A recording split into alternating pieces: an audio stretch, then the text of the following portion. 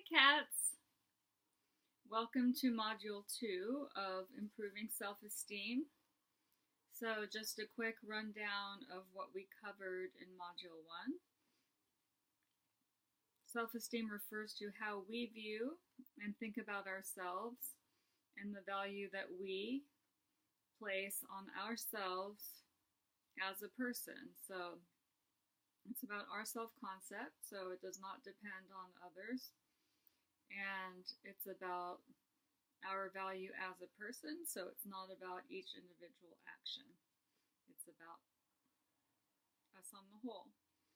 Low self-esteem is having a generally negative overall opinion of oneself, judging or evaluating oneself negatively, and placing a general negative value on oneself as a person.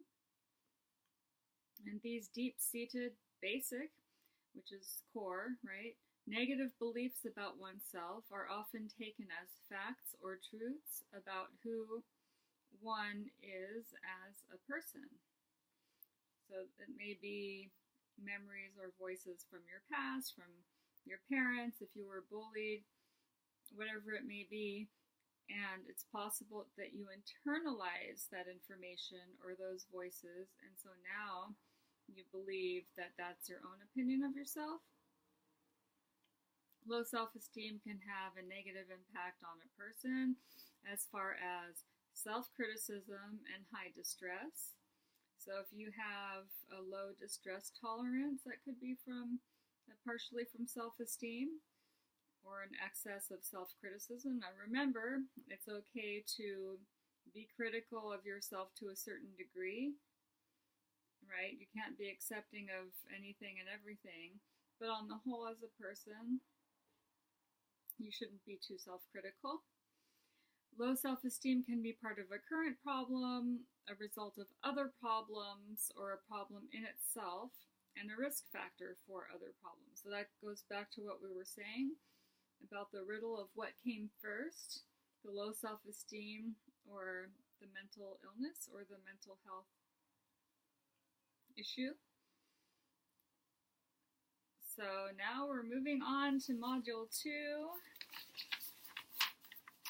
If you want to go print these materials out, you can find them at the Center for Clinical Intervention out of Australia. I have the PDFs available. If not, just continue working in your journal. So in Module 1, we said that people with low self-esteem hold deep-seated basic and negative beliefs about themselves and the kind of person they are, and these beliefs often are taken as facts or truths about their identity. In this module, we will explore how these beliefs about the self develop. They have to come from somewhere, right?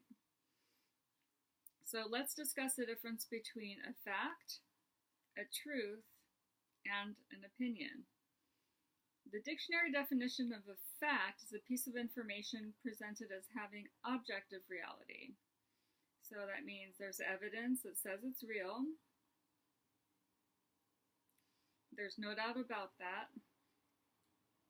An opinion is a view or a judgment or an appraisal formed in the mind about a particular matter.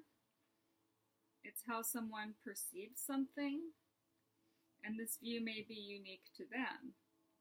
So it doesn't need any objective evidence. So let's have a few examples to better illustrate the difference between facts and opinions. So, I have green eyes is a fact. I like blue eyes is an opinion. Why? Because someone else might say, I like hazel eyes. Okay, I am a mother. I have a car. I live in Perth, West Australia are facts. Now, these are examples, so I'm not a mother, I don't have a car, and I don't live in Perth, Western Australia. I'm just using some examples, but these statements can be checked and verified. Having heaps of money is really important. Job satisfaction is about doing as little as I can get away with. There's nothing wrong with combining alcohol and other drugs. Those are what? Those are opinions, not facts. Facts cannot be challenged, but opinions can be, and they can be biased, inaccurate, mistaken, and unhelpful. It's very important. So our ideas of ourselves, the judgments that we make of, and the value that we place on ourselves as people are opinions, not facts. Remember, opinions can be changed. Beliefs can be changed, whether they are deep-seated or not. However, we always take, I should say, we often take these opinions as truth or facts, right? And thus we believe in them very strongly. And therein lies the problem, okay?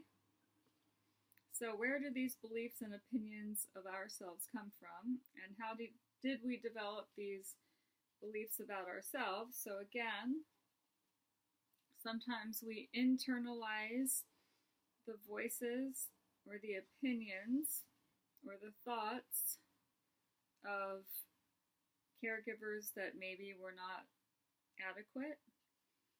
Maybe our attachment was faulty through no fault of our own, but because they simply didn't have a means to be a better parent. Maybe they themselves were compromised by how they were raised. We could be taking in all kinds of negative opinions and saying, well, if all of these bullies agree that I am, a nerdy, dorky, worthless person, then, that's 1 against 100, right? So they must be right, and I must be wrong. But actually, bullying is what? It's a herd activity. So the first bully may have started out with a positive opinion. Maybe that bully if that bully had attributed high status to you, then the 100 people around that bully would have been singing a different tune, right? So when it comes to popularity, whether it's in high school, as an adult, there are 2 factors that determine it. There's likability and there's high status. So likability means, to a certain degree, extroversion. There are other factors too, and there's something called the 5-factor model, but I'll get into that later. Status is something else. Likability will carry you a long way and improve the quality of your life. Status won't. And often when we think of the popular kids in high school, we're a little confused because we're like, well, how can you say they're popular when they hated most of the rest of us, and most of us were not too fond of them either, right? Well, that's because their popularity was dependent on status. If they had the latest gadgets, if they acted in a certain way, if they were perceived as cool by others, right? And the ones who were popular by likability, they didn't bully their way to the top.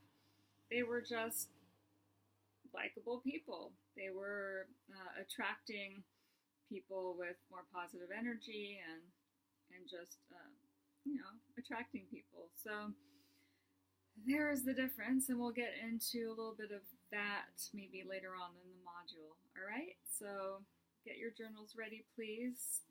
For next time, we may or may not need them. I will see what's going on with that. All right? Okay.